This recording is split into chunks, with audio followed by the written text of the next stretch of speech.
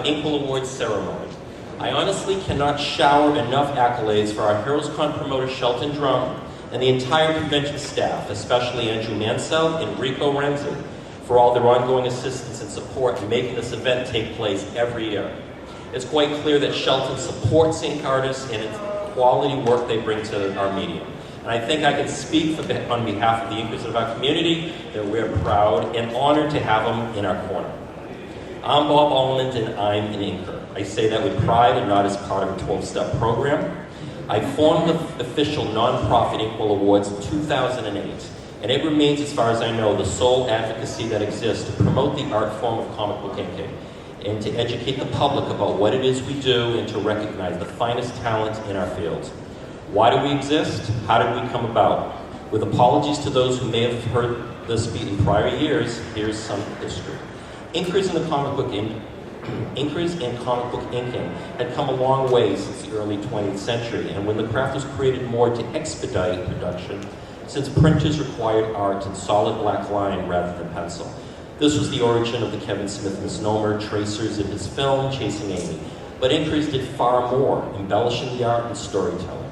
While creator credits in those days were rare, with only a few being fortunate enough, sales noteworthy, or personally setting up arrangements in advance to get those credits, perhaps like Bob Kane, Simon & Kirby, EC Comic Artists, and a few others.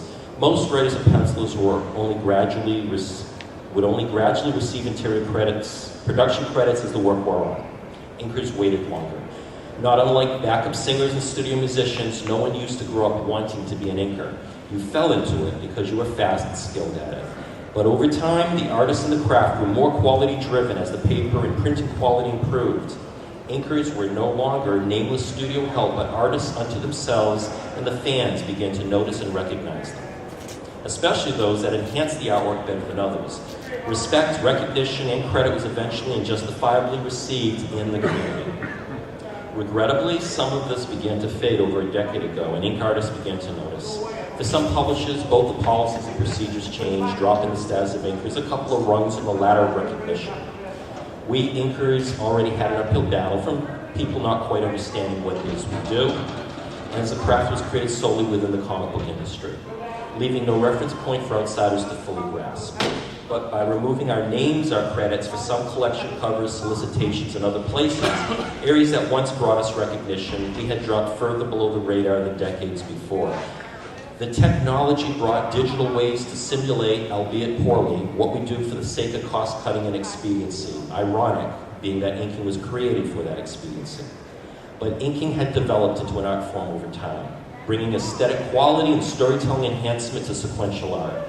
In most cases, this couldn't be accomplished simply in Photoshop, but by having us out of sight, out of mind, who would notice the change? Ink artists grumbled softly in forums and mailing lists and business sales, where sales had witnessed a vast downward spiral and inking had been demoted once again to more of a production skill, one dare not groan too loudly for fear of being labeled as troublesome. So even when inkers were dropped from publisher comp lists that continued to reward the writers, the pencilers, no one broke the silence. But thankfully, after some discussion and suggestions made, in late 2007, I formed the bare bones of the Inwell Awards, not because I was anyone special, nor that I thought inkers were any more special than the other professions in the medium, but just because someone had to do something positive, something that would act as an advocacy for inking, not any sort of activism or of opposition. Just as beautiful brushstrokes and fine pen lines support good drawing, we had to support our field. We had to educate others about what we do, we had to promote what we do and who does it. And we had to appreciate the best of those who do it and what we do. If we didn't, then who would after all? This formed our mission. We created our website, InwellAwards.com, to be the ultimate resource for all things inking. And we added measures like the compliments program so that the Hall of Fame award recipients like Joe Sinnott and Terry Austin, for example, can continue to receive hardcover collections of their work from our supportive retailer affiliates like Rubber Chicken Comics in Massachusetts. And we accomplished more, including this annual awards presentation, in order to show recognition and reward the finest inkers of yesterday and today, all researched and nominated by our separate and independent nomination committee. No longer out of sight, out of mind, we hope our efforts will lead to a status closer to once we may have had. For those who weren't with us last year, I publicly put out requests for the prestigious Eisner Awards, our industry's comparable Academy Awards, to please consider returning the Best in category to their annual ballot. Why? Because removing it for reasons of supposed lack of clarity on what we do, ironically, only made that lack of clarity worse. They did us and the great ink artists of our past and present a disservice and disrespect by combining us into categories like Best Pencil or Inker or Best Pencil Inker Team, which removes the distinction of our specialty and comes across like we're unworthy of a category.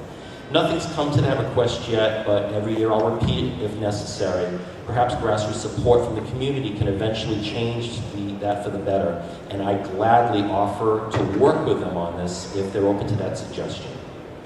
Now, speaking of prestige, I want to mention the inclusion early this season of publisher Brian Polito to the ranks of the Inkwell Award ambassadors, who all generously lend further credence, exposure, and solidarity to our mission.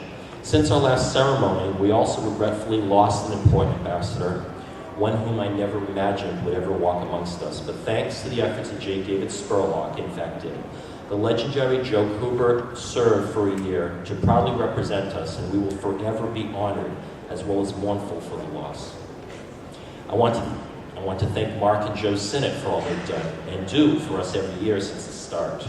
Regarding Joe, our Hall of Fame namesake and special ambassador, the Joe Sinnott Inking Challenge was created as a way to educate people about our art form by having inkers, both experienced vets and newer talents alike, volunteer to ink a tight or loose sketch by Joe in blue line on boards. This ideally illustrates efforts before and after, emphasizing what the inker contributes to the overall artwork. We have collected and published this work in a lovely book every year. The original ink art is auctioned off, and the first 2 years' events brought in 500 and 800 plus respectively. Happily, not only has the quantity of contributors increased in this program as word has spread about what we're doing, but this year we raised almost 2,500 in art sales. We also picked up a new sponsor with Bags Unlimited, supplying us with preservation and storage supplies. And we added a new convention venue that supports us, the Albany Comic Con, where we get to hook up with our pal Joe Sinnott, and the Rhode Island Comic Con in Providence.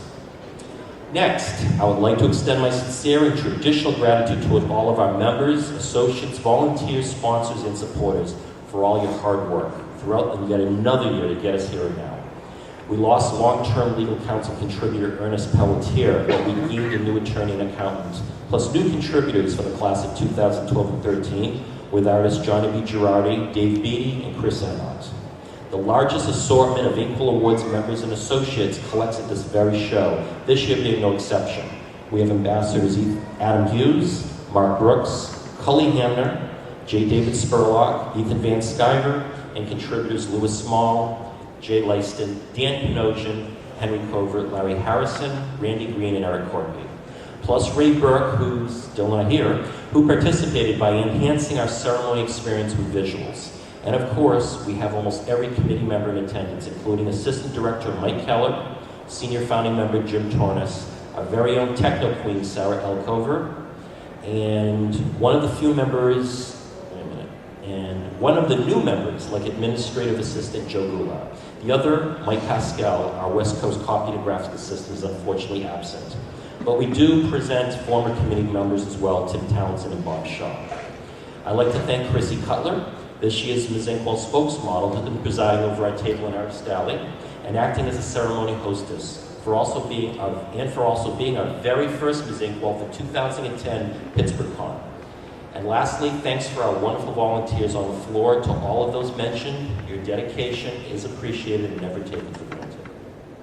For the record, we do not accept salaries for this official 501c3 nonprofit organization. All funds go towards various operational, promotional, program, and philanthropic expenses. So, copious thank yous are also extended towards our generous donors for all of their essential fundraising efforts, which allows us to exist and operate. Speaking of philanthropic expenses, one highlight I want to mention is the Dave Simons Inkwell Memorial Scholarship Fund, rewarded every year to a student at the Joe Kubert School.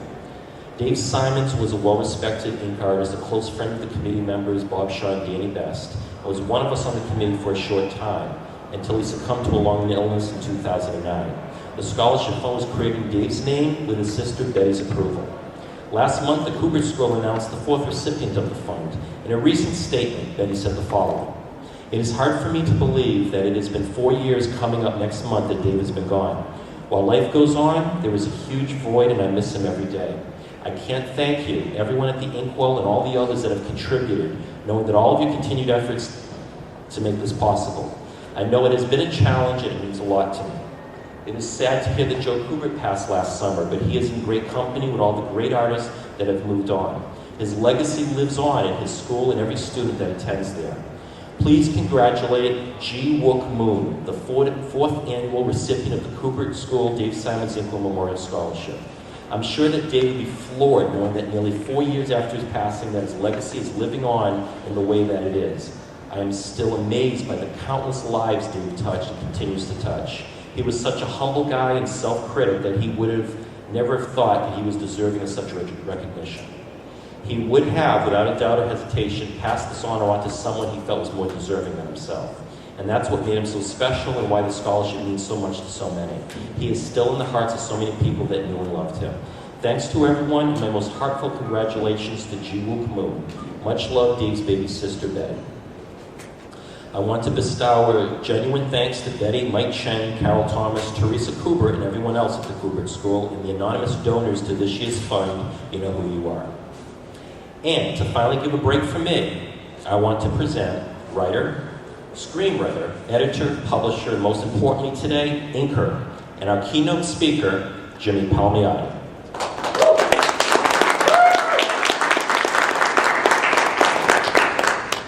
That was a lot of information to take in. I was sitting there, I was going, okay.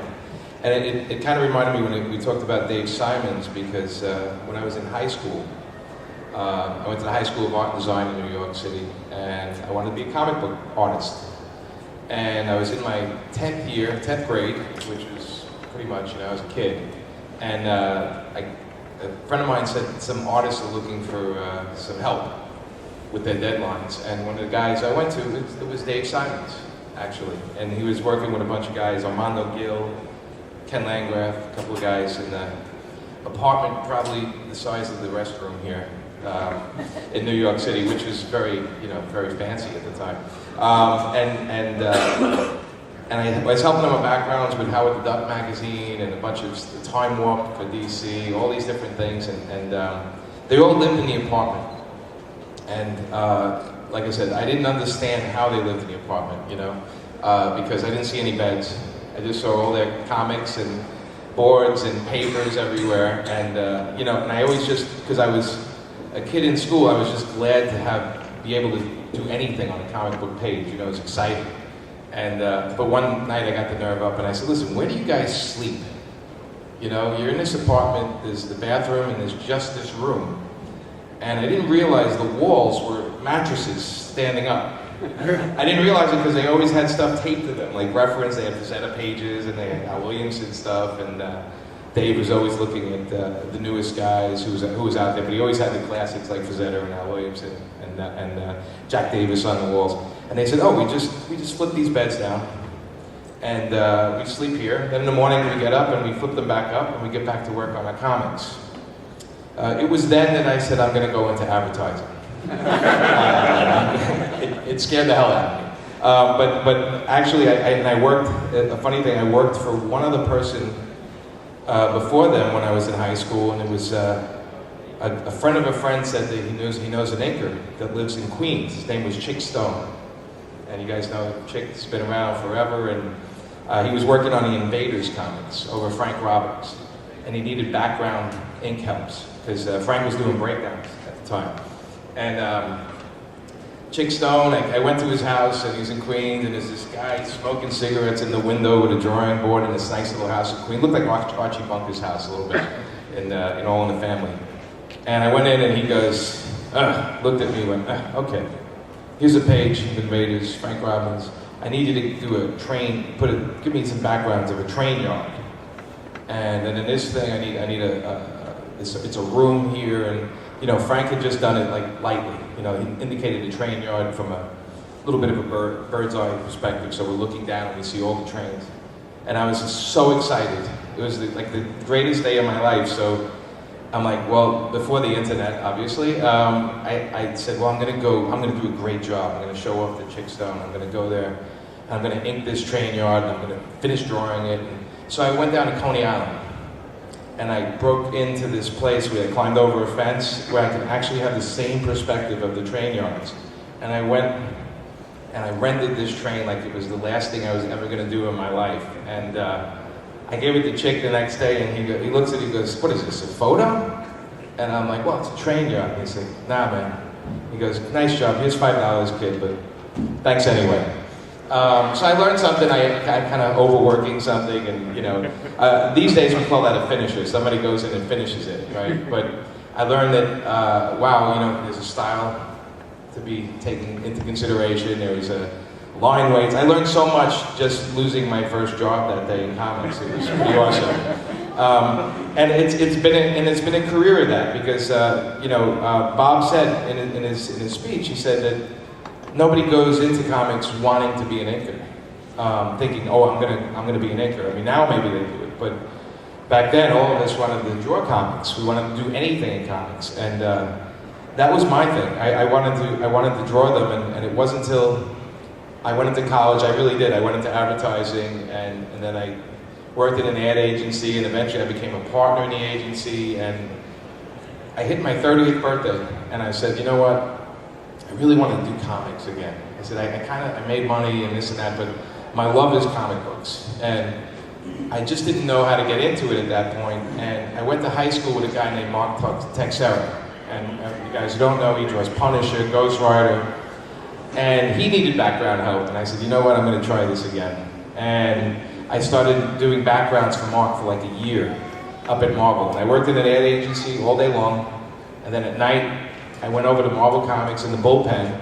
And in those days the bullpen had hundreds of guys, all these artists hanging out drawing, and there's guys like John Romita sitting there, and just big name guys, and John Buscema would come up, and these were all the gods for me, the comic book gods. And I started doing backgrounds for Mark, and I think I was probably, because I was in advertising in my life and I was kind of a pushy little thing, I pretty much got the first background ink credit in a comic book.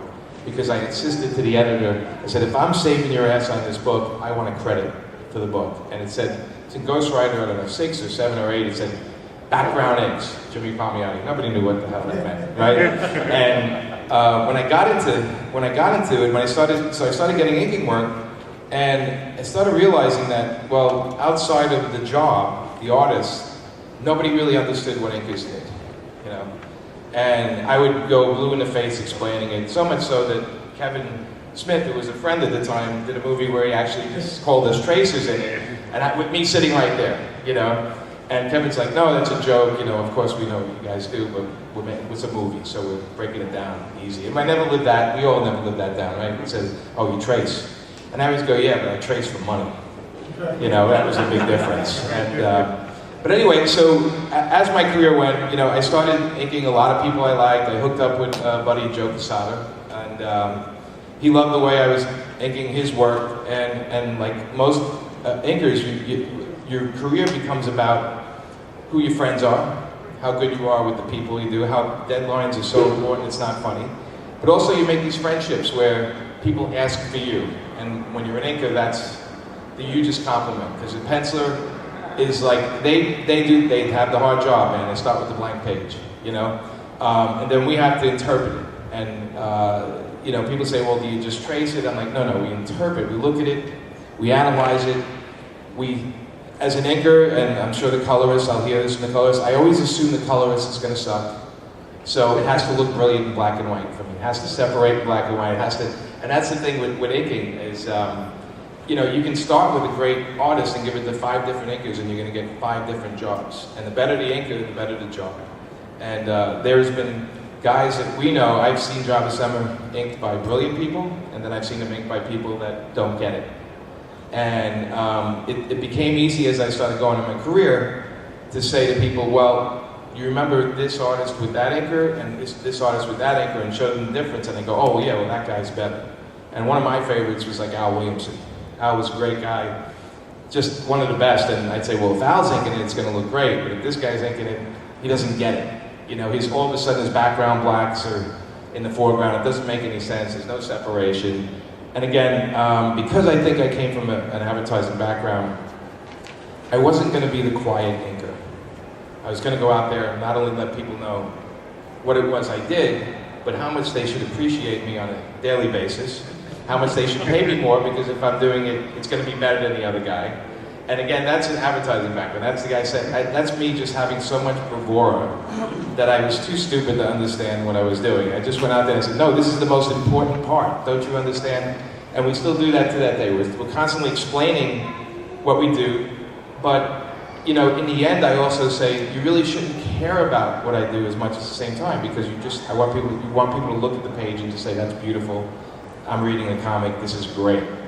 But the artist, like I said, eternally, our job is to make sure things look the best they can. And boy, this just a list. I mean, I'm looking at the names on the list, and I'm like, yeah, these are all the guys these are my favorite inkers. And we talked about Joe Sinnott. I used to buy all the weird pages, the comic pages without the superheroes on it. If Joe inked it, and I used to take it home and trace them.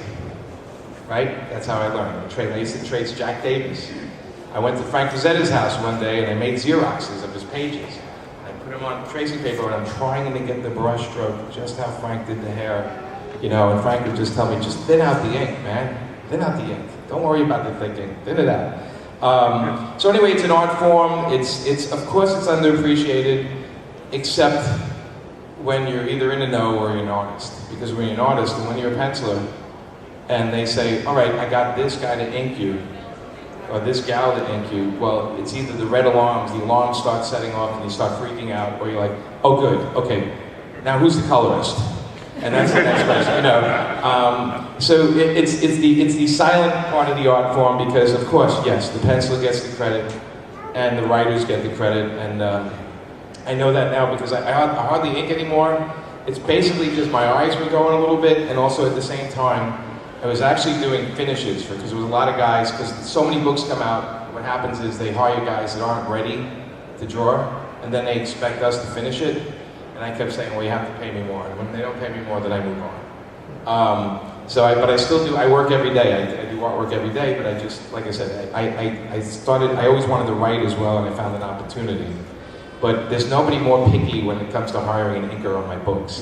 And that's the fear they have when they're working it. But again, in art form, like I said, it's sort of like movies. Like, all we see is the director and the stars, and then if you hang out afterwards, or if it's a Marvel movie, there's some scene at the end, you see 1,000 names go by. Thousands of them. Well, we only have like 5 or 6 in the comics. And so that's why Bob asked me to be here, and I said I would love to do this, because although I think I'm talking to a room full of people that understand what we do on some level, but I just want to say we have to be appreciated. We are appreciated by our artists. Our editors still don't understand what we do on some level, unless they're the really good ones.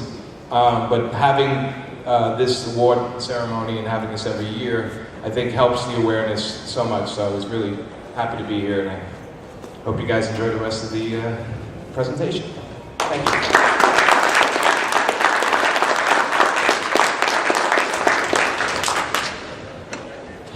Thanks a whole lot, Jimmy. That was great. We have 2 special recognition awards to announce. It's very challenging to get volunteers every year for our separate independent nomination committee. So we had an incentive. For those members who return to serve for 5 years, we offer one of our special Silver Inkwell trophies. This year, the first recipient is the former Associate Director of the Joe Shuster Awards, Robert Haynes. Robert is not here today, but I'm sure that he'll surely get his deserved award.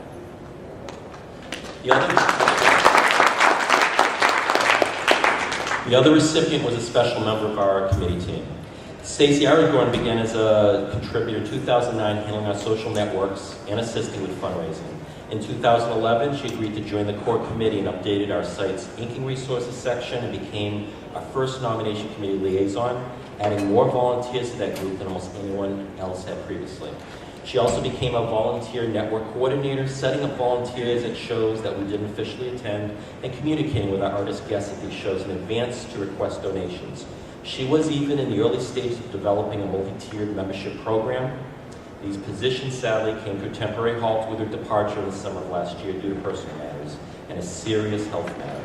Stacy is arguably the most ambitious, multifaceted professional member that I've ever had on the team, setting a high bar for excellence. So, like many dedicated core committee members before her who retired on good standing, we present the Silver Inkwell for her exceptional performance.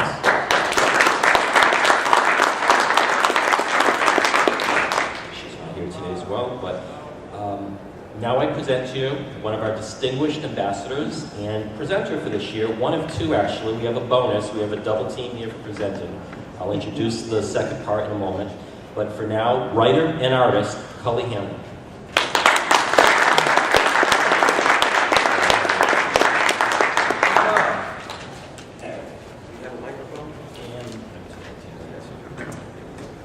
Okay.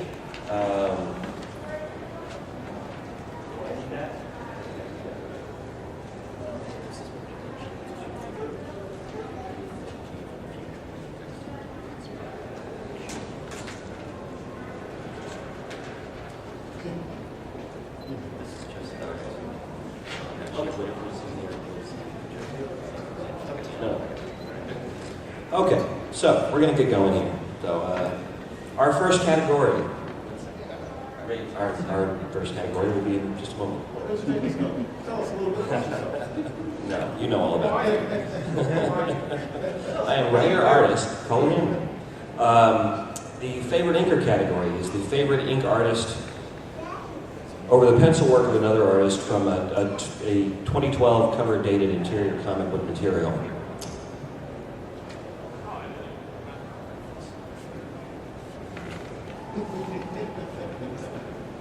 One moment, please. What do you draw these days? Oh, I work on all sorts of stuff. I do mostly DC stuff the last few years. Jimmy just asked me what I do because he wants this to remain interesting, as Jimmy often does. Is there films made out of your work? There has been a couple of films made out of things that I do.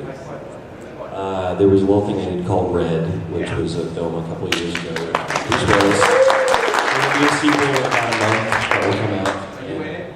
I am not, well, I'm not physically in it. I am represented well in it. She's having a cameo, like family. And then, right, well, it's not a cameo. No, I did some artwork that's pretty well represented in it, so. We ready to go, Bob? I did meet Bruce Willis. He's a very nice person. I met everybody. I met everybody except Morgan Freeman. Did not meet Morgan Freeman. No. He's, yeah.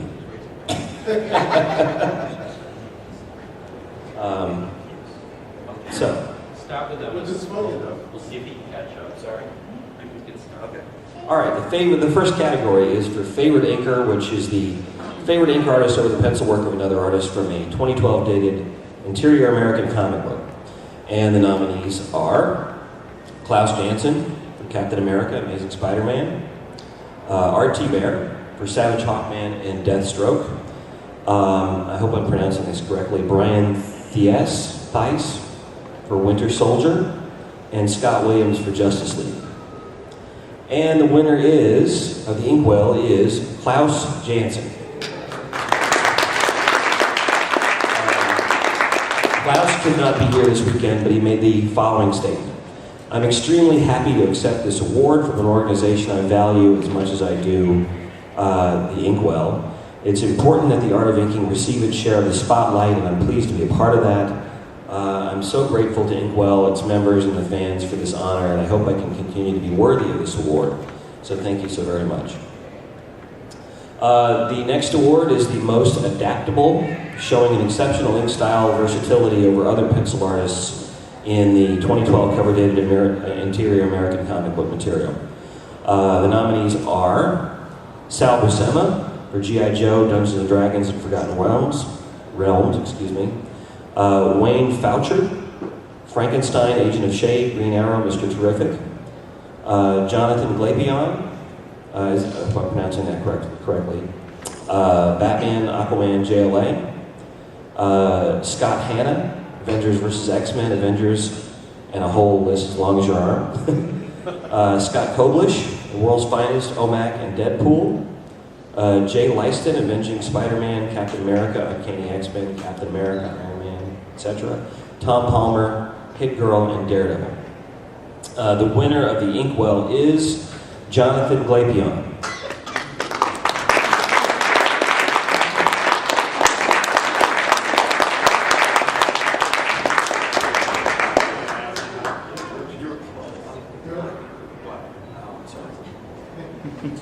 I don't even know how I'm even mentioned with those names, but you beat me.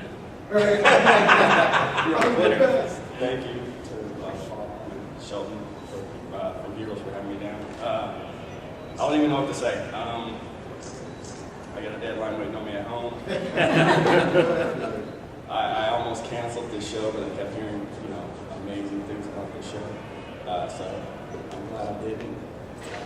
Thank you for this, and I think that's all.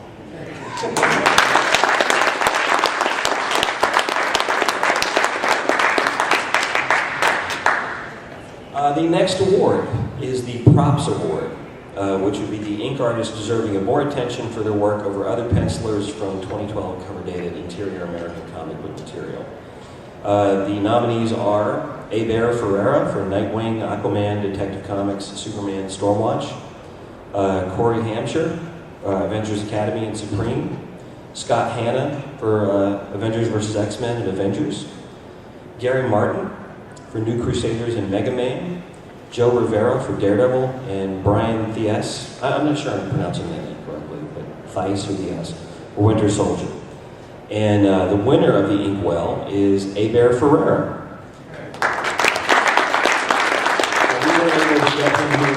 The following statement. I'm so happy to be able to please the professionals and fans and being up to their expectations. I'm part of a fantastic art team who trust me, and that's all I need. The fuel is to have fun while I'm working, and I thank God for all of this and for being able to do what I love. The next award, and I think he deserves a hand for that. The next award is for the SPAMMY, which stands for the Favorite Small Press and Mainstream Independent 2012 cover-dated interior American comic book ink work over another pencil artist, non-Marvel or DC work.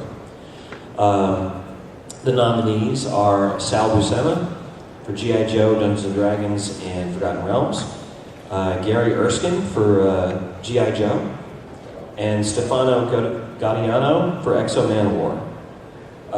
The winner of the Inkwell is Sal Buscema.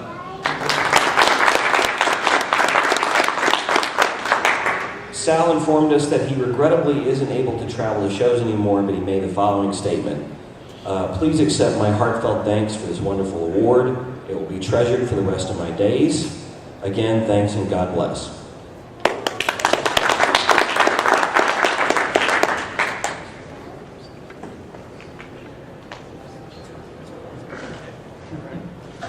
And now we present our next presenter, the 2012 SPAMMY Award recipient and the inker of such projects as Nova, Logan, Old Man Wolverine, and Civil War, and many, many more. Dexter Vines.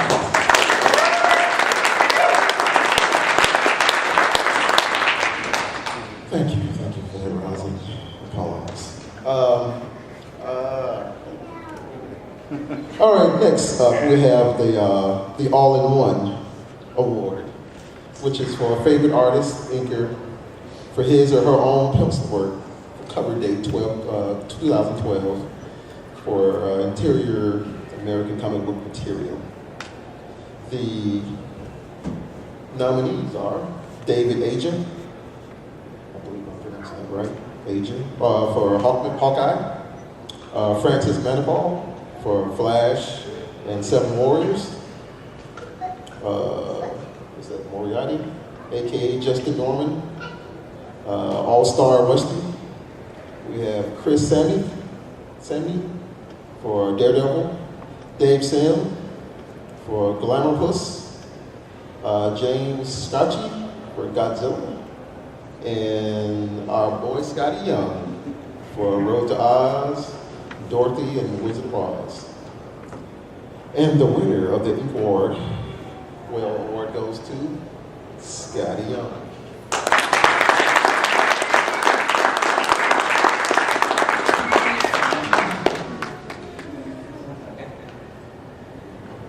Thank you very much.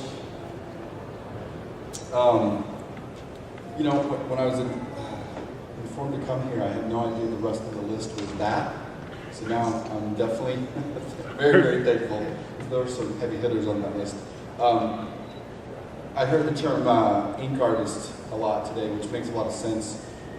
Because whenever I hear somebody call me a penciler, it's odd because if you were to see my pencils, it's just scribbles. I just draw with a brush. So I am an ink artist more than anything. I draw with ink. And I have a blast, so I appreciate you guys recognizing it and giving me this. Thank you, everybody. Appreciate it. Thank you.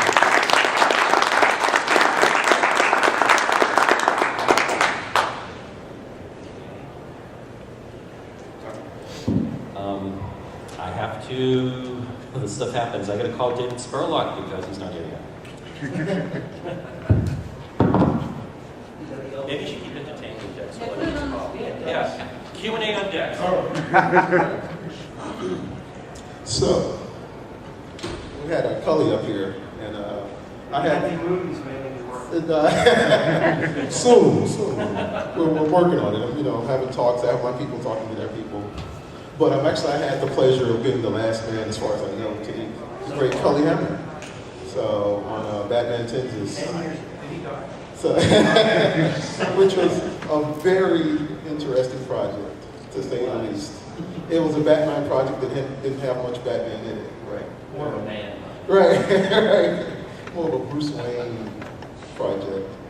You know, but it was fun. It was 2 issues. But it was 264 days. 2 64-page issues. It was an interesting thing. But does anybody have any questions? Shoot them all up. No? I got this from the hat store. Do you feel underappreciated? Do I feel? No, I don't. I feel loved in this industry. You know, I'm one of the, I haven't had to make a phone call for work in a long, long time. And I know a lot of people can't say that. So, You pencil your own work? Do you have a pencil? I do drawings. You know, Random drawings? just random drawings of people, things. It helps because, I don't know. Well, I think you'd be able to finish it right. Well, definitely, you get a lot of that, I forgot to draw this arm here or that guy's leg, can you fill that out? So we have to do a lot of that from time to time. Do you find that in this day and age that there are still these pencils or most days? I said the younger guys tend to be a whole lot tight, Yeah. where the older guys, Because they want to control it. so yeah, they're all about precision and everything's there, whereas, a guy like I work with Ed, sometimes you'll get a tight page, for the most part, everything is just kind of indicated. The older we get, Right. George Skinty, another guy, he's old school a little bit, he'll draw and he leaves a lot of room for an inker to play, which I love. That's fun for me, is to go in and, add my touches. Do you ink brush or nib more? I'm mostly still a brush guy. Yeah. So anything organic is brush, anything technical, I still use pictographs and French curves and tech pens and stuff like You have a that. bump on your finger? Inker's bump? Yeah. I do have the permanent indention. You can check anybody, you'll get it. So, Everybody's got that callus. yeah. So, got my little, It's a war my little pothole, as I like to call it. badge. Yeah, definitely. Inker's badge. So what do you do with your spammy? Is it on the fireplace mantle? I have a little area for it. I'm trying to get some spotlights hooked up to it so I can shine them directly on it. Yeah, right. Fire. Yeah. Is there going to be any more old man and one living creature? There is talks of that, but that's up to the great Mark Miller. He's all about doing his creator-owned projects right now. But there is, rumors of a sequel. We were going to get middle aged. Yes, we are. Thanks, Dex. Round of applause for Dex. Okay. And now, to present our Hall of Fame Award recipients, publisher, editor, author, artist, and Inkwell Awards ambassador, J. David Spurlock.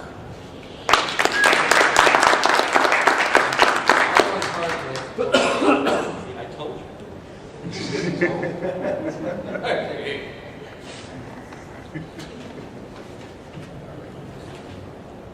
Yellow.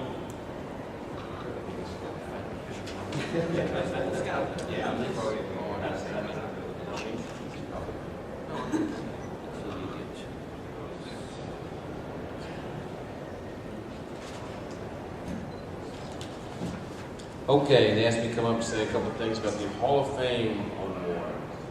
We got 2 winners, we got some nominees. Nominees, Dick Ayers. Let's have a round of applause for all these guys. Murphy Anderson. John Beatty. Ernie Chan. I want to say this, I want everyone to take notes. I want everyone to say with me. I'm going to say it, and I want you to repeat it. Giacoya. Giacoya. I was here a couple years ago and somebody mispronounced it. Giacoya. So, one of the greatest thinkers of all time, Frank Giacoya. Dan Green. Tom Palmer. Mike Royer, Joseph Rubenstein, Joe Simon, and Bernie Wrightson.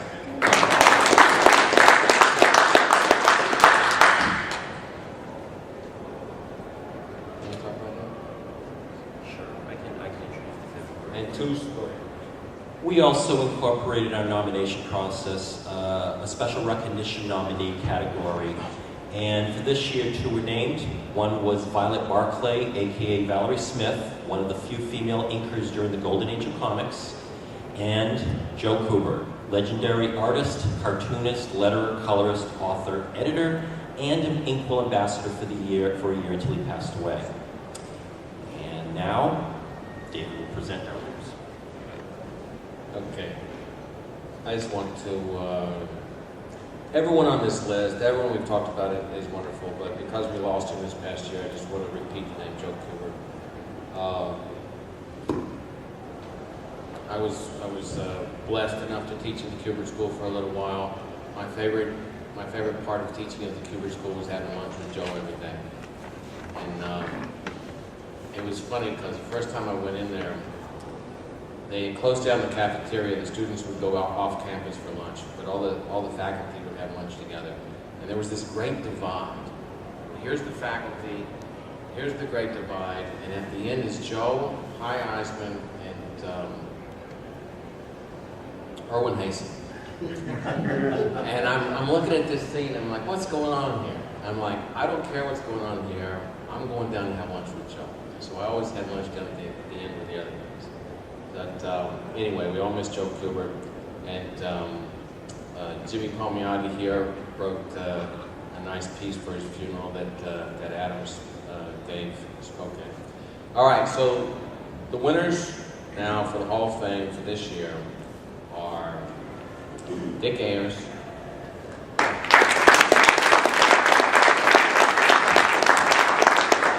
and Murphy Anderson. Yeah.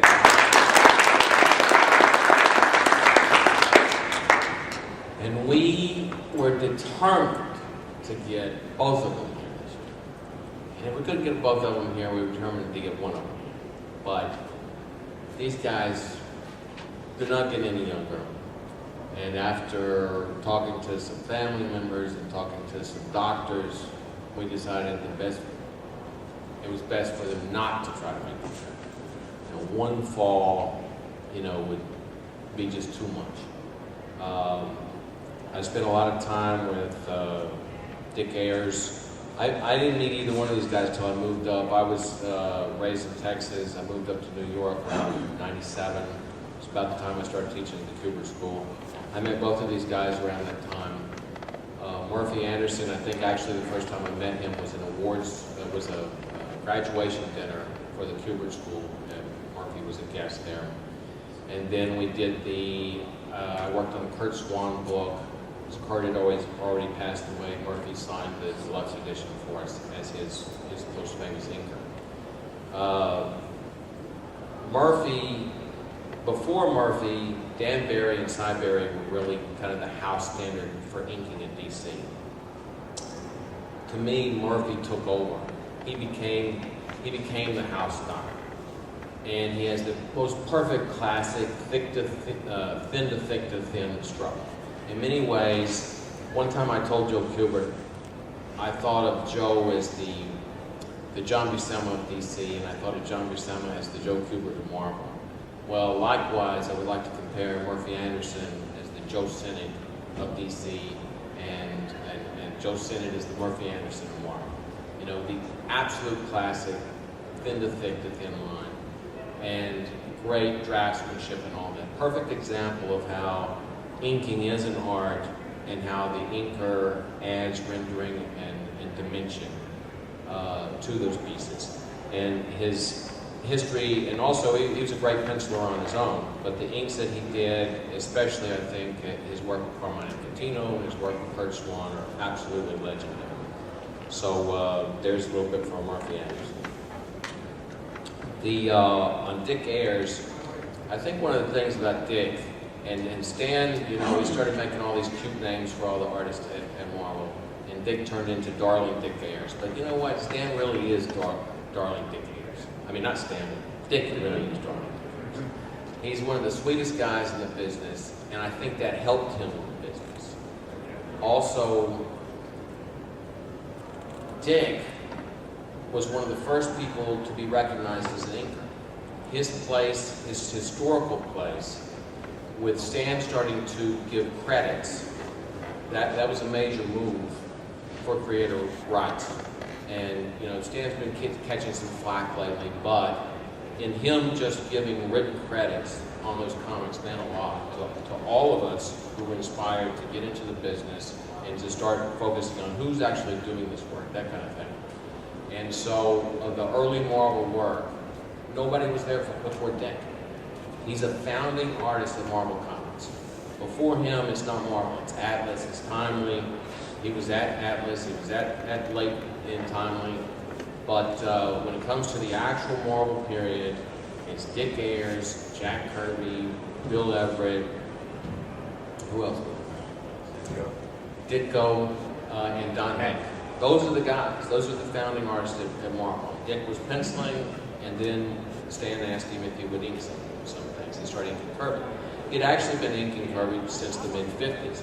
Monster books for Atlas, and also when Wally Wood left Sky Masters, the first person that Jack thought to invite to take over for Wally Wood inking the Sky Masters newspaper strip was Dick Ayers. So, but I think, you know, everyone, as a professional inkers, is like, well, how do you get work? You know, there's the quality of the work, but there's also the working professionalism, the way you interact with the editors. And I think Dick Ayers is a great example of that. And he was in the right place at the right time, but he was also always made that deadline. When Stan sent him a script, he knew he was going to get that thing. When he sent him pages to ink, he knew he was going to get back on time. And to this day, Dick's got in his studio a framed piece hanging on the wall from Stan from like 1963 or something, saying, "Dick, I love him." Well, why did he love him? He loved him because he always meant that deadline. All right? So ladies and gentlemen, Murphy Anderson and Dick Ayers. Thank you.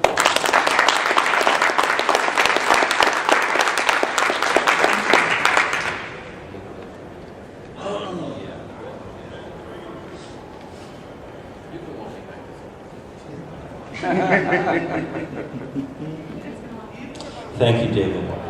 Additionally, Joe sent me the following statement. I couldn't be happier that two of my old friends are recipients of the Joe Sinnott Hall of Fame Award for 2013. Dick Ayers and I go all the way back to the fun days of Timely in the 1950s. We penciled and inked our own stories. Dick was famous for his westerns, Ghost Rider, etc., which I felt was some of his best work during that period. The 50s was also in the western genre, Arrowhead being my favorite. Dick did a great job in the 60s and during the superheroes period over many Kirby pages. A great friend, artist, and person. I couldn't be happier for you, Dick. Also, although he worked mainly in DC, I was always a big admirer of Murphy Anderson's work. I always felt we had a lot in common. We were born the same year, 1926. I believe we were both conservative guys with our pencil and inking styles. They were very similar. A great penciler himself, he inked some of the great artists at DC, such as Kurt Swan, Carmine Infantino, and others, as I did at Marvel with Kirby, Colan, Buscema, etc. Again, congratulations to both of you. You have added more class and talent to an already elite group in our outstanding Hall of Fame, Joe Sinnott, class of 2008. Could we have a round of applause for our winners, please?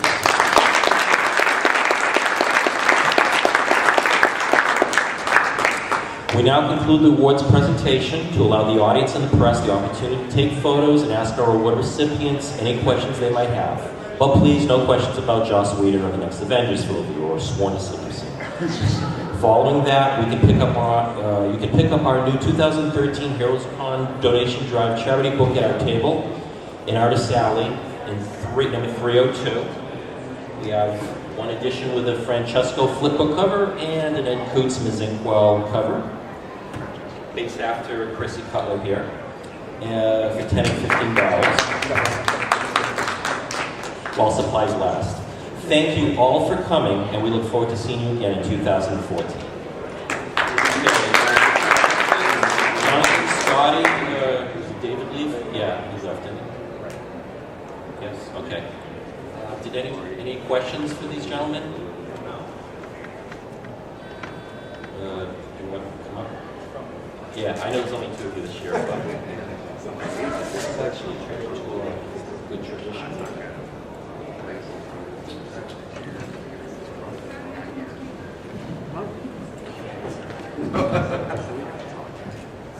Okay, we have a question here for who?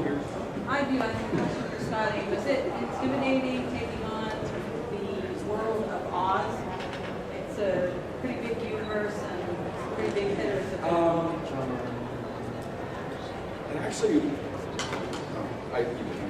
It actually wasn't that intimidating, only for the fact that when the job was offered to me, I don't think it's any secret that kids' books don't tend to get a lot of attention. So I thought, I'll go and have fun for a year and nobody will see me. I'll just kind of, as long as they let me do covers for the quote-unquote real comics, the superhero guys, I'll just disappear for a year and go do kids' comics, and then I'll come back and draw Spider-Man or X-Men or whatever. Which I think worked in my favor because I didn't get intimidated. I just went in the room for a year and made stuff up and had a lot of fun, and I think pushed it further than I would have if I thought that people were going to check it out. And I was very wrong.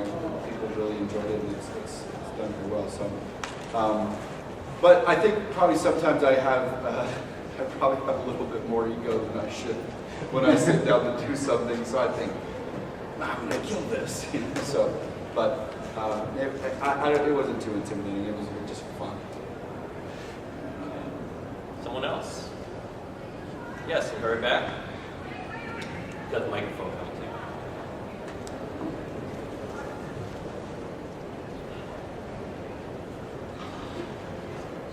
Do you find that today the publishing companies, are they cultivating talent to become inkers, or do people kind of fall into the role or grow into the role from other positions? And kind of in line with that, do you find like colleges and trade schools give it the legitimacy of its own departments as sort of a subgenre now of art, or is it just all under the umbrella of being an artist? I mean, I guess it's kind of a broad question.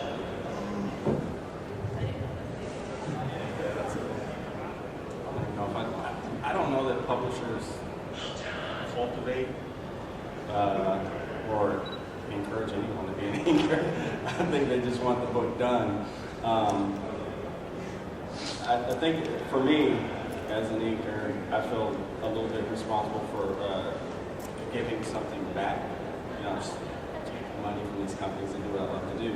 But in giving something back, I try to do little YouTube videos just to spark some interest in the craft. Because it's, as inkers, you really have to promote your craft, what you do. And sometimes the best tool to educate is visual. Because for me, when I first learned about jobs, different various jobs in comics, it was from watching a show called How They Do That, and it was showing how Todd McFarlane made Spawn. I had no idea that there was all these different jobs involved. So, I don't know where I'm going here, but I don't know that publishers are, I don't know. Yeah, I don't think they necessarily are nurturing that, but I don't know if they need to in some ways, because I do think Jimmy mentioned at one time that he didn't go into it wanting to be an inker, but I meet a lot of young up-and-comers that's all they do want to do. So I think that the community itself nurtures it, and they search out videos like his online, and that helps. So we nurture each other, and I think that's how good things get made. Is a community and creators nurture each other. If you wait for an industry or a company to nurture you in anything creative, you'll probably wait a while. So I think that it's more of a community-driven thing right now. I think due to the visual side of things and the technology, like online stuff, you have a lot more tutorials, training, education about inking than you did when I was a kid. I mean, you could pick up the How to Draw Comics the Mile Away. There was a chapter on inking, but I mean, there was really no other materials or information you could find unless you started training as an assistant with an inker. Today, you have access to that everywhere. When you have access to the people, when I was coming up, Wizard Magazine was the barrier for entry for me understanding how things were made. They put out a preview book and showed somebody's pencils, and as a kid who lived in a small town in Illinois, I mean, comic books could have been drawn on lined notebook paper. I had no idea how these things was made, and all of a sudden I'm seeing a pencil page with these blue lines on it, and that's how that's made. And now a kid who decides, like, I'm kind of into comics, and they can email directly almost anybody that they can think of, or watch a video of anybody. There is so much access to the learning of it. So I think it's an interesting and exciting time, I think, for all the creative fields. Very good question. Somebody else to add to that or anything new? Yes. Need a microphone? Is there any particular artist that you like to for? I'll let him answer, because I just think myself. Yes, I just think myself. I like to my favorite was by far Capullo.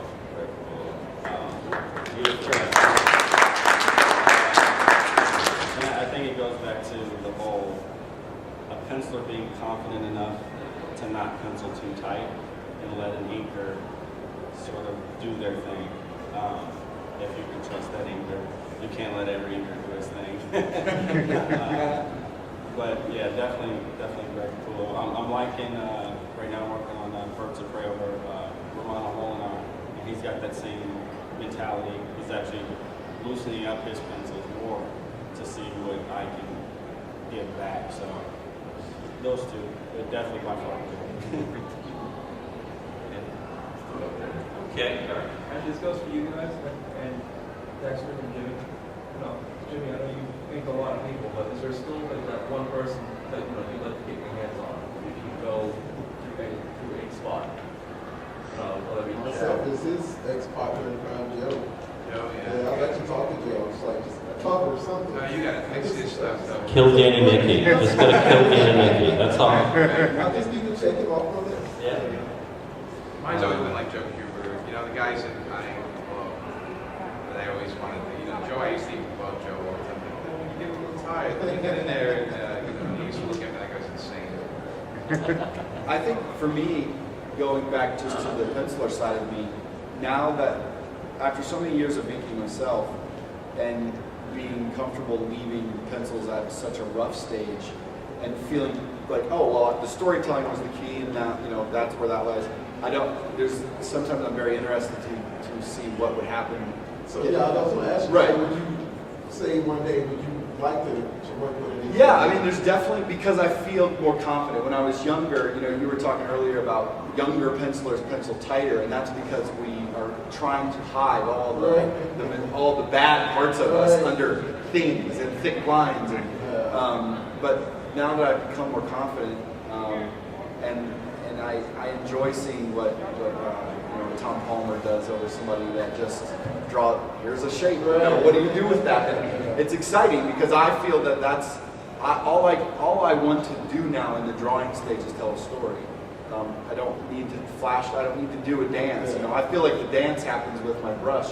And yeah, I would be excited to see what other people would do at that stage. Now that I leave that much up to the inks, I like seeing things come back and it being another thing. When I was younger and other people inked me, I didn't allow them. I made that young man mistake, not allowing them to do their thing. So yeah, it'd be exciting. Yes, me and Dexter have to link up. Oh, Casada? Yeah, Casada. No. Yeah, Casada, or I have a thing for how Silvestri's inking himself now. That's really interesting to me. I don't know if you guys are. It's organic. It's like It's like, how does that work? And that's just one of the learn from that. So So I think we're just thinking himself. If anyone wants to touch it, let him do his own thing, I guess, I've got a wish list too large to get into, but one thing that's great about commission work, it allows me to ink a lot of people I'll probably never get hired to ink over. So I've been fortunate enough to ink guys like Gene Colian, Jim Starlin, Adam Hughes, just for commissions. And obviously no way was going to call me ink those people. So there's not too, I haven't inked Bernie Wrightson yet, that would be something. I'm sure some of the classic ones. Yes? Speaking of commissions, I asked this question last year, but this is for everyone. What is the strangest commission that you've ever been asked to do? I got a pretty strange one today. I don't know. I know it was strange, like offensive strange, but it was. If anybody's familiar with my work, I wouldn't say that you would consider me to be a guy that could achieve likeness or anything realistic at all. But he wanted me to draw a picture of. Let me just hold on real quick. Just perusing, make sure you're not in it. A picture of his daughter, who was adorable, with the TARDIS in the background, but he wanted her to look like the 50s, 60s, 70s, whatever the first Doctor Who was around, the original Doctor Who. Yeah. And he wanted her to look like him. Now the daughter is 5. Draw a likeness of my daughter, African American daughter, with TARDIS, but she needs to look like the original Doctor. And I was just at a loss. I didn't quite understand. So what did you tell him? Oh, $50. Oh yeah.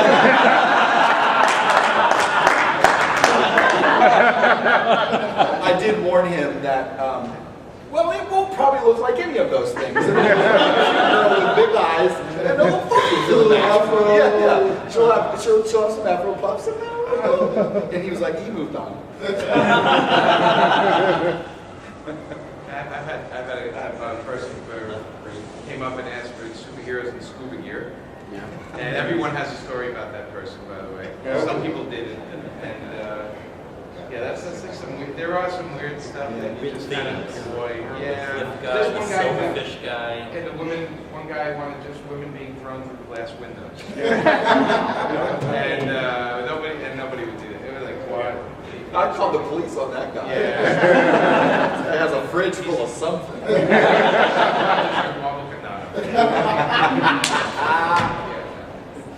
Anyone know Tim Vigil?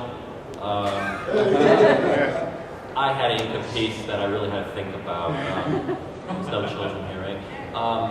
He had Zatanna, and she was having a rabbit come out of her hoo-ha. So I ate that. That was me. Okay. Any more questions from anyone? Yes, sir. How do you guys handle the social media folks that are, let's just say, trollish? Things like that. Has that changed how you've had to do your work and all that stuff? Nasty? Yeah, like the douche nozzles. You know what? There's a great saying: the only power you have over you is your reaction to them. Yeah. So I refuse to react to them, and they go away. Right. Like the Yeah. next minute. I agree with that 100%. It's so easy to just act as if it didn't even happen. You know, there's so much positivity that the few negative ones that come along, they actually want you to react crazy back to them. And when you don't, it's very easy for them to go looking for someone else who will. And there's plenty that will react back to them, and I'll let them handle it. Yeah, they usually make a fool out of themselves. When Absolutely, they react back. because you can't win. Right, you can't win. Yeah. No. So yeah, you're entitled to your opinion. Yeah, they don't say it to your face, too. Yeah, I've never had a guy come to my face and say anything, Right. even halfway. Although I do have a knife in my bottle, so I kind of deters them. No, but I call them the internet cowards. Yeah. I don't mind people who don't like my work. I'm fine with that. Like, course. they say, I really don't like. I'm like, that's cool. You know, you can't like everything, but the trolls, you just ignore them. They go away. They go back under the bridge.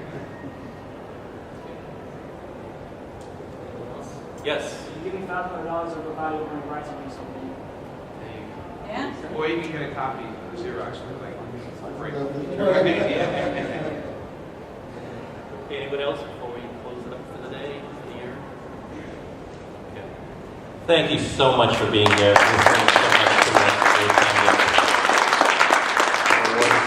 And all of our guest speakers. Push it again. I've got it right here. It's like an album. It has the results of the winners today, and it has a draft of my speech that we had today, and more.